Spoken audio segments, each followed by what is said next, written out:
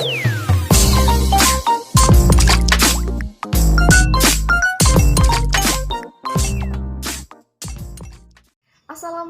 warahmatullahi wabarakatuh. Halo teman-teman, perkenalkan nama saya Istiqomah Hidayah Putri. Saya merupakan salah satu mahasiswi Universitas Riau program studi pendidikan bahasa dan sastra Indonesia angkatan 2020. Pada kali ini saya akan berbagi video pembelajaran kepada kita semua, yakni video pembelajaran bahasa Indonesia yang berjudul Membuat Ringkasan. Sebelumnya yang saya hormati Bapak Zul Hafiz selaku dosen pengampu mata kuliah literasi digital. Membuat ringkasan. Sebelum kita berbicara lebih lanjut bagaimana cara membuat ringkasan, terlebih dahulu kita harus mengerti atau tahu pengertian dari ringkasan itu sendiri. Pengertian dari ringkasan adalah sebuah penyajian peristiwa atau kejadian yang panjang disajikan secara singkat, atau juga cara yang baik untuk memotong atau memangkas sajian sebuah hasil karangan yang panjang dan disajikan dalam bentuk sajian yang singkat. Membuat ringkasan adalah sebuah keterampilan, karena pada hakikatnya hasil meringkas itu adalah sebuah karya reproduksi dari karya lain. Kemampuan untuk membahasakan dengan bahasa lain itulah yang terkadang membedakan setiap orang dalam membuat ringkasan. Kemudian cara membuat ringkasan. Cara membuat ringkasan terdiri dari 4 poin. Yang pertama adalah membaca naskah asli. Yang kedua adalah mencatat gagasan utama. Yang ketiga adalah mengadakan reproduksi. Yang keempat adalah ketentuan tambahan. Ketentuan tambahan ini terdiri dari beberapa poin, yang pertama adalah menyusun ringkasan mempergunakan kalimat tunggal.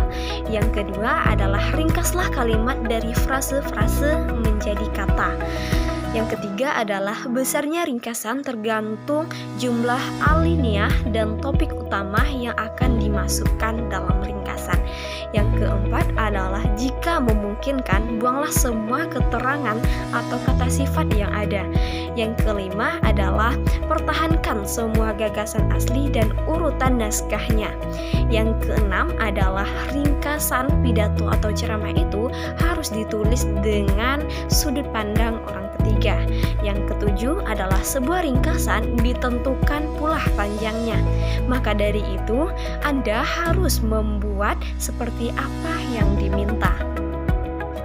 Setelah kita mengetahui bagaimana cara membuat ringkasan, tentunya kita harus mempertanyakan apa sih manfaat dari ringkasan itu. Nah, manfaat dari ringkasan ini terdiri dari 5 poin. Yang pertama adalah menemukan secara cepat informasi yang dibutuhkan. Yang kedua adalah menemukan bagian-bagian penting isi buku. Yang ketiga adalah dapat menggambarkan keadaan mengenai isi buku. Yang keempat adalah waktu yang digunakan untuk membaca jauh lebih singkat. Dan yang kelima adalah membantu keperluan yang sifatnya praktis. Misalnya butuh intisari buku dalam waktu yang singkat.